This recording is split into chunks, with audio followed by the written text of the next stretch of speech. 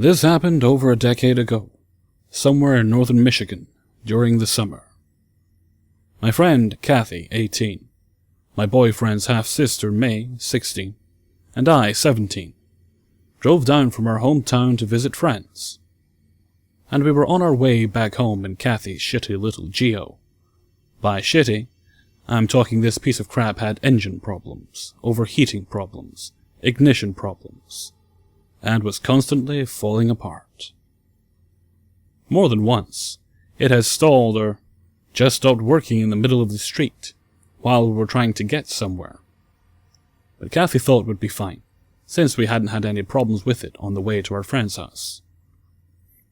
It's a little past midnight, and we're roughly an hour away from home. There's nobody on the road, dense woods on every side, no streetlights, no moon.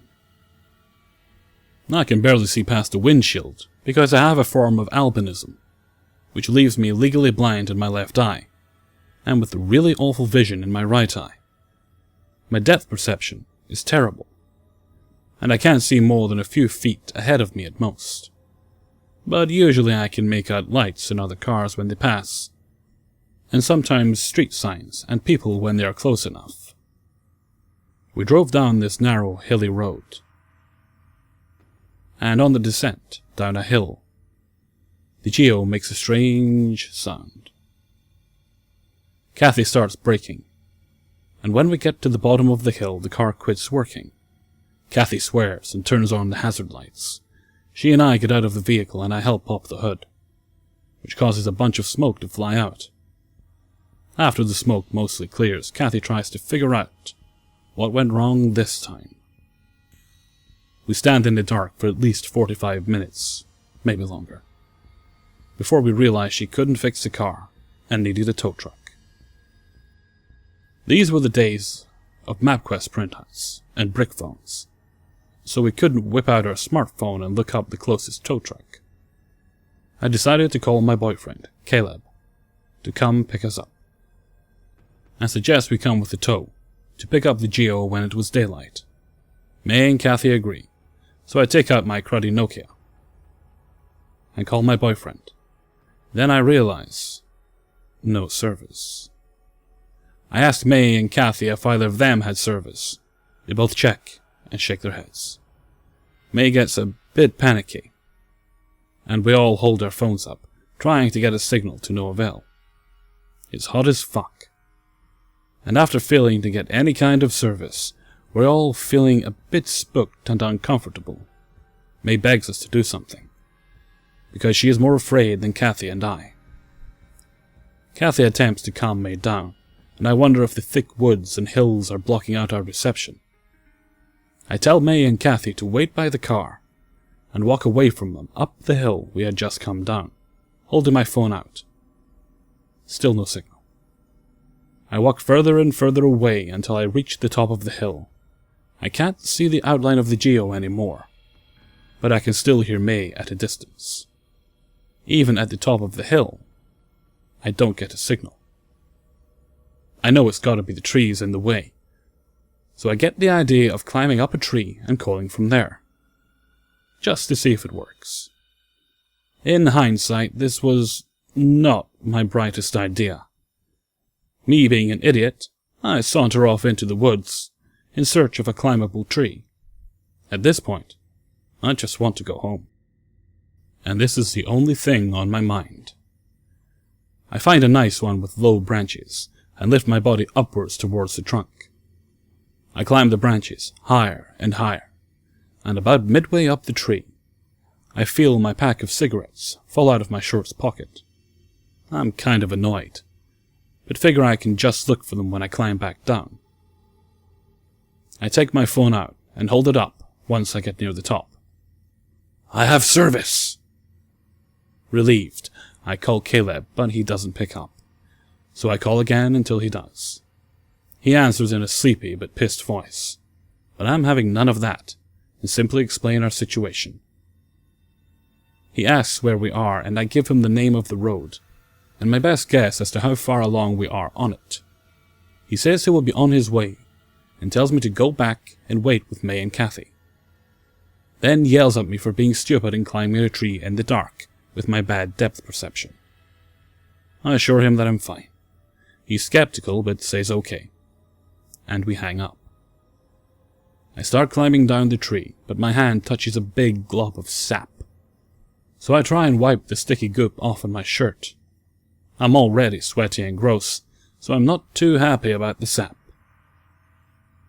While I'm failing at getting this crud off my hands, I hear the strangest sound from somewhere below me. Swish, swish, swish. I completely freeze, not being able to place what the hell that sound is, but it's moving pretty fast. I stare down into the darkness below me, but can't see shit. Just hear this sound continuing. It comes closer and closer, and then I hear it right below my tree. Swish! And then it stops. Right under my tree. I hold on to the branches as tight as I can and wait. I hear leaves shuffling and twigs snapping. And after a while that stops, and the weird noise starts again. But it's heading away from me, deeper into the woods. I wait until I can no longer hear the sound, then finish climbing down and jump out of the tree. It's completely silent now, besides the sounds of the woods. So I grope around on the ground for my cigarettes. I don't find them. So I make my way out of the woods and back towards the road. I jog down the hill, and when I reach the bottom, I notice May and Kathy are not standing outside the car anymore, and the hazard lights are off. I walk over to the car, and May rolls down the window a little bit, and whispers in a panicked voice, "Elizabeth, where the hell are you?"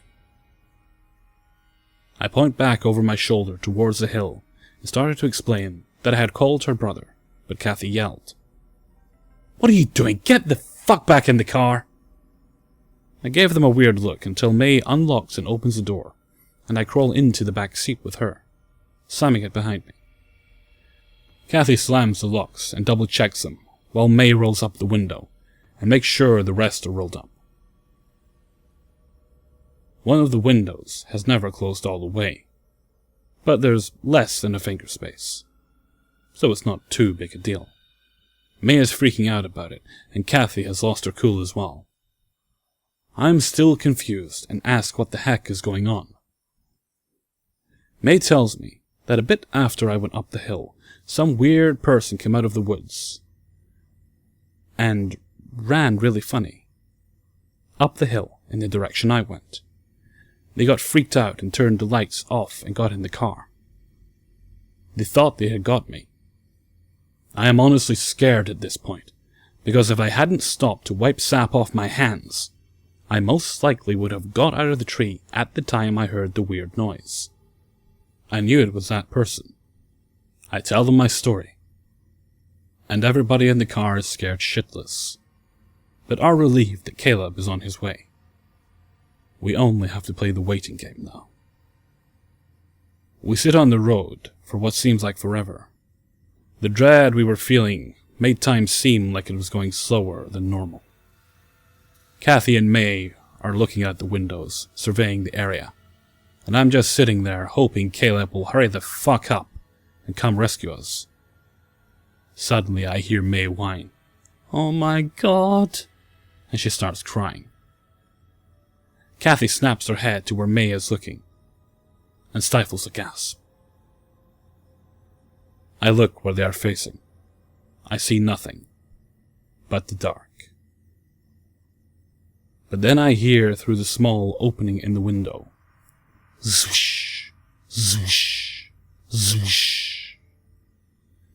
May ducks down, as though doing that will make her invisible, and Kathy hides her head behind the steering wheel. I follow their lead and sort of hunch down in my seat. But the noise comes straight up to the window. I can almost make out the silhouette of a tall, skinny man, and then he presses his face against May's window, and I finally see him. Nobody screams. You'd think we would, but it didn't happen. We all just stared at each other. He looks in at us for a while until Kathy switches her brights on, hoping it would scare him off. But it did nothing. The dude just walked to the front of the car and stood in front of the headlights. Maybe he thought he could block us from leaving. I don't know. I couldn't make out his features very well, but the guy had to have been somewhere a bit over 6 feet, and no older than 30. He had the face of your average Joe. Nothing special. Nothing really sinister, or particularly creepy that you'd notice about him if you ran into this dude in broad daylight. Dark, shaved hair, pale skin, long face. May said he had light-colored eyes, and stubble, with eyebrows that made him look like he was always concerned. But there was no way I could make that out. I had to take her word for it. What was really weird was it was like 80 degrees, and this dude was wearing corduroys. Which is what the sound was. Corduroys make that swishy noise when you walk. And an oversized sweater, with abnormally long sleeves. The sleeves went over his hands and flopped back and forth as he paced around in front of the Geo. I'm not sure how long he was in front of the car, but it was a while. Then good old Corduroy starts doing something really bizarre. He bends his arms up towards his face, which I can only describe as looking like a praying mantis, because of the way his sleeves were hanging. And then he begins walking circles around the car. Rhythmically, taking 2 steps forward, 1 step back, like goddamn Willy Wonka, but on speed or something. This is where I noticed the swish sound, matched up exactly to the same sound I heard when I was back in the tree. He was doing the 2 steps forward, 1 step back in the fucking woods when he was going after me. As though this wasn't weird enough. By now May was sobbing, and Kathy seemed like she had to vomit. So I felt like I had to be the brave one. I looked at the slight space in the open window. And when he orbited his way over there, I said, "Hey man, can you just stop? You're really freaking us out." Corduroy definitely heard me, so he swished to a halt and looked back into the car through the windshield, straight at me. I asked him very firmly to leave, and he took an extended pause, smiled, then Willy Wonked his way out of my line of vision into the darkness. After a while, Kathy said he disappeared into the woods, and May was like, "I can't believe that worked." We awkwardly laughed about what a weirdo he was, and glad he left and whatever. And we went back to waiting for Caleb, somewhat reassured but still paranoid. But after some time, Kathy said, "Oh no, he's back." I couldn't see, but apparently he was doing the 2 steps forward, 1 step back, parallel to us on the side of the road. And this time he had a big tree branch he was holding in his sweater-covered hands. May got scared again, and I held her hand so she'd feel better about it, even though I was ready to shit myself. It was awful, because I didn't know if he was coming towards us, or if he was moving away, or what the hell he was up to. It was kinda like when you knew there was gonna be a jump scare in a horror movie. Then I hear Corduroy swish back towards the Geo, and on my window. He smacks it with the tree branch. May and I panic, and I scoot as close to her as possible. They see the dude back up into the woods, then come running back and slamming the branch back into my window, like he's jousting with no horse. Thankfully the window didn't break, but it got terrifying hearing swish, swish, swish, clunk after a while. And he did this repetitively. Kathy perks up in her seat and starts pointing at the road ahead. "I see headlights." She blares the horn and flashes the lights. Lo and behold, it's her savior, Caleb. He brought his older brother Alex, and they both get out of the car and head over to us. May's sobs turn into joyous laughter at her brothers as they approach. Now, Caleb and Alex have always been tall guys. Walking around with them was like walking around with high elves. It felt very safe. Caleb was 6'8", and Alex around 6'5". So I thought 2 dudes taller than the corduroy jester would make him leave. But nope. Caleb walks towards Corduroy, trying to assess the situation, and Alex comes over to the car and taps on the window, tells Kathy to get out. She does, and he walks her over to his car, then comes back, and puts the car in neutral so he can push it off the side of the road. May and I slowly get out, and May makes a bolt for her brother's car.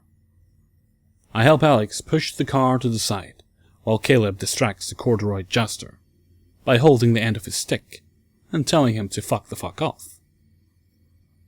Corduroy yanks the branch away from Caleb and starts backing up by going 2 steps backward, 1 step forward, and then disappears into the darkness down the street. I can't see him, but Caleb can. The dude backs up pretty far and then comes launching at Caleb, who sprints the other way down the road, because that stick could really have hurt him. He bumps past Alex, who had already got out of the Geo and was opening his car door, leaving me behind the Geo alone. Corduroy apparently changed directions and aimed the stick at me, but I really couldn't tell. I just hear everybody shout, "Elizabeth!" This startles me, and I jump to the side of the Geo, hearing Corduroy smash his stick into the back window with a loud thud and a swish. I take the long way around the car and sprint off into the road and feel Caleb grab my arm and tug me over Alex's car. I feel like the wind has been knocked out of me, and my legs don't seem to work. But Caleb manages to shove me in the back seat and scrambles into the passenger side. By now we are all safely in the car, and Corduroy is standing like a mantis in front of the headlights again. He'd abandoned his stick, and just stood there with no intention to move. Alex puts the car into reverse and slams on the gas, making me knock my head against the door, then makes the sloppiest U-turn ever and nearly drives us into the woods, but gets us back onto the road. Everybody was in 100% what the fuck mode as Alex tore away, far over whatever the speed limit was. May and Kathy swear they saw Corduroy chasing behind us after Alex made the U-turn, but there was no way he was catching up. The next day I went back there with Caleb, Kathy, and the dude from the tow truck place. There was no sign of Corduroy anymore, but when we approached the Geo, what we saw in the space where the window didn't close all the way were my cigarettes. The box was missing, but they were all neatly jammed in a row along the window space. I had no doubt it was the work of the corduroy jester. To this day I wonder if he knew I was up the tree and took my cigarettes, or if he thought I'd dropped them and went further into the woods to look for me. Or if he just found them later and decided to stick them through the window, because he was fucking weird. I also wonder what the hell his intentions were. I still have so many unanswered questions. Notes. Kathy got a new car that summer, after she told her dad what happened. May wanted to go to the police, but we didn't know what the fuck we'd even tell them. Some weirdo was smacking a stick on our car at night and put cigarettes in the window? The cops probably wouldn't believe a bunch of young people. They'd most likely assume we were on drugs or something. I was recently talking to Alex and May about this incident, and Alex urged me to write this out. May told me to shut up because she hates talking about this. Hope none of you are from northern Michigan. Back in the early 90s, when I was a wild teenager, I met John at a party through my friend Cindy. John was an old high school friend of her brother, and he was in town for a short visit. I was 16 and he was 21. I thought John was cute, and he was definitely flirting with me. He lived halfway across the country, USA, so I figured I would never see him again when he left. But then he asked for my address and phone number so we could keep in touch. My 16-year-old self was fucking giddy. This hot 21-year-old guy wants to stay in touch? Hell yes, you can have my info. I should note that I was a very mature 16 because I have 5 older siblings, with only 9 years between me and the eldest. I never saw the creepy in a 21-year-old guy hitting on a 16-year-old girl. Others did, but I ignored their criticism. As soon as John got home, he called me long distance. Then letters started arriving, sometimes several per week. Soon a letter arrived with stamps all over it, indicating it was mailed from jail. He got into some trouble he refused to tell me about, but said he wouldn't be in jail long because he was innocent. Months go by and John was still writing at least once a week. I was living with my parents, but they were never home in the afternoon. I always got the mail when I got home from school, avoiding them seeing the prison-stamped letters being sent to their 16-year-old daughter. The letters started getting a lot more personal. He drew me pictures, he wrote poems. He went on and on about what kind of life he wanted. He asked for me to send pics. Then he wanted sexier pics. I wrote him every 2 weeks or so, not nearly the amount of letters he was sending me. One day John calls and says he is out of jail for the time being, but he still had to go to court for some shit, so he might get locked up again. I tried to find out why, but he wouldn't tell me. He said it didn't matter because he was innocent, and it was all fucked up, etc., etc., etc. He started calling again. A lot. I was 17 now, and rarely ever home.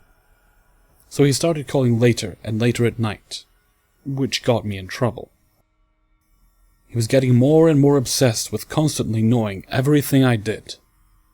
This guy was not my boyfriend. I never said he was, and we even discussed guys I liked and dates I went on.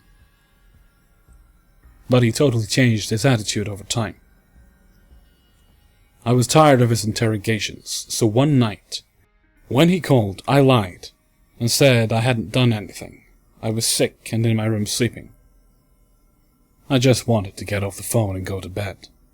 He flipped out and proceeded to tell me exactly what I had done that night, and named the people I was with. My brain broke, and I just hung up and took the phone off the hook. After a sleepless night, I called everyone the next day. John was 1,000 miles away, yet somehow he knew where I was last night, and he knew, the instant I got home, because the phone started ringing before I could even close the front door. What the fuckity fuck, right? No one knew anything about it. I talked to Cindy and her brother. They hadn't talked to him. Her bros said they were old high school buddies, but he didn't really know the guy for years and didn't know what the fuck I was talking about. Now a large number of people were freaked out.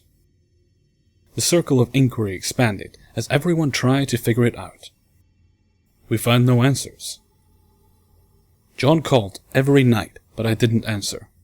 After 10 p.m., I would take the phone off the hook in my bedroom. My older siblings had all moved out at this point, and my parents never noticed. So he wrote me letters, detailing the things I was doing and who I was with, telling me how much I meant to him, and he couldn't understand why I wouldn't talk to him. The letters were still postmarked from his home state, and the calls still coming from his area code. So I was pretty sure he wasn't in town. How the fuck was he getting this information? I continued to ignore his calls and didn't write back. I was hoping he would get bored and give up. I didn't want my letters to him being dragged into anything because I told him some personal stuff I didn't exactly want other people reading. Though the stuff I said was just minor drama stuff. And I really didn't like the cops and didn't want them involved in my life. Finally, I was on the verge of going to the police. I actually started writing out a statement with a timeline and sorted the pile of letters from him. But then the phone calls and letters suddenly stopped. A month later I got another letter covered in stamps. He was back in jail and crazy as ever. It was like 20 fucking pages, front and back.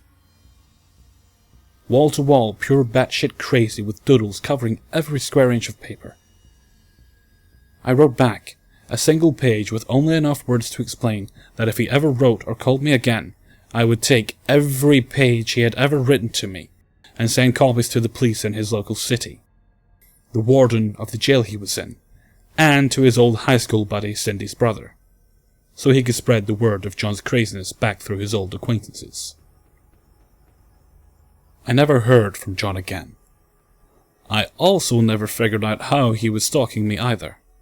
Of all my friends back then, I can't think any of them would have been playing spy for this guy and lie about it. I even tried switching up the people I was hanging with, but John would still know, and his letter would be like, "Did you have fun after school on Tuesday with your new friend? And are you working on an assignment together?" I didn't have a cell phone. I didn't have a home computer. I didn't talk on the phone about the things he knew about. The only thing I can come up with is John must have paid someone to watch me. Because without the internet, this guy managed to stalk me from 1,000 miles away. To this day, no one in my family knows about this. I never thought I'd share this story to anyone. I was nearly 11 at the time, in a small town in Arkansas. My parents had split at a young age, and my dad felt the need to mooch off of someone else to sustain a life of his own. An adult one, that is. If he wasn't hooked onto some poor broad's teat, he was living with his parents. My mom was so busy working or being sick, we couldn't live with her. So we lived with our grandparents. And 20% of the time, with Dad as well. Anyway. At the time, he was in a committed relationship with a woman we'll call Amy, and her kid, Samantha. Samantha was a year younger than me, and my sister, who was 2 years my senior.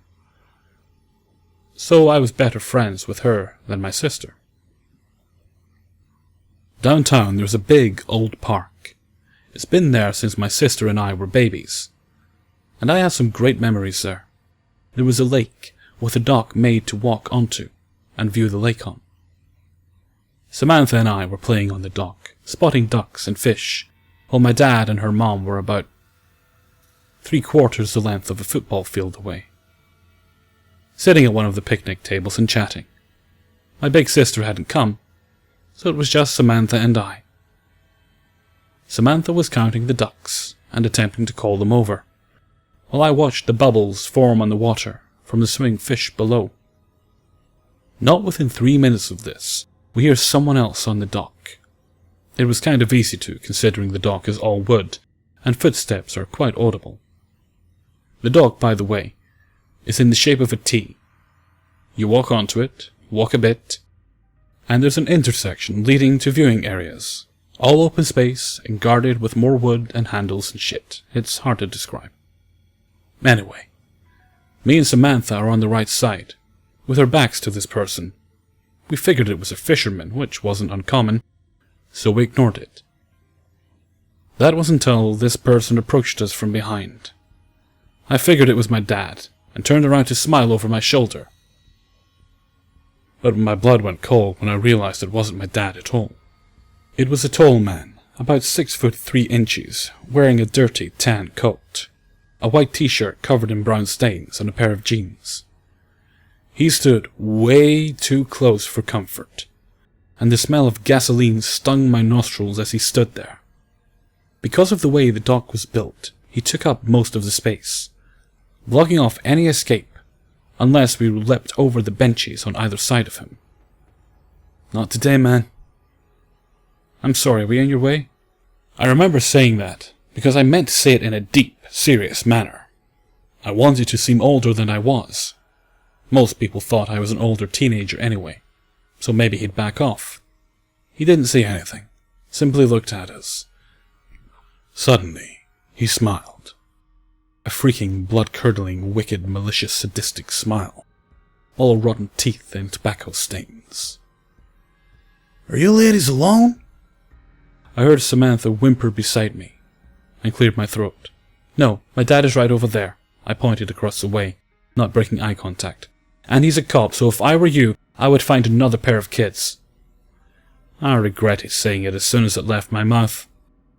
I always had a problem of saying whatever was on my mind as soon as it was. His smile dropped, and his look was dangerously cold. He suddenly reached out with his grimy, gross fingers and grabbed a lock of Samantha's hair. He twirled it around. "You have real pretty hair, sweetheart," he said. Samantha screamed and the guy began to panic. In that moment, I shoved him as hard as I could and grabbed Samantha, breaking into a run. We ran down the dock and straight across to her parents. By now, Amy had gone back to the car and our dad was throwing away some trash. I looked behind us, only to see this guy disappear into a white pickup truck, parked behind the tree line. We didn't tell our parents. We didn't tell anybody. They didn't even hear Samantha scream. I've been back to that dock since, but I've never, ever let someone corner me again. I never smiled at a stranger. I gave them that same cold stare I gave that stranger, the kind that said, "Find another kid." Samantha and Amy are out of our lives now, but I doubt she'll ever forget the experience. I certainly won't. Hey everyone, Hellfreezer here, and thank you very much for listening to episode 37. I just wanted to thank you for all the views and the great feedback on the special video I uploaded on Friday there. It really makes all that work worth the while. A good long video like that's something I've been wanting to do for a couple of months now. You guys have certainly encouraged me to give it another go in the future. Sadly, I don't have a lot of lounging around time this week. But not to worry, I will still get Monday, Wednesday and Friday uploads done. Possibly extra ones if I have time to record them in between. But I can guarantee those 3 at least. I gotta run now, so thank you very much for listening. And take very good care of yourselves.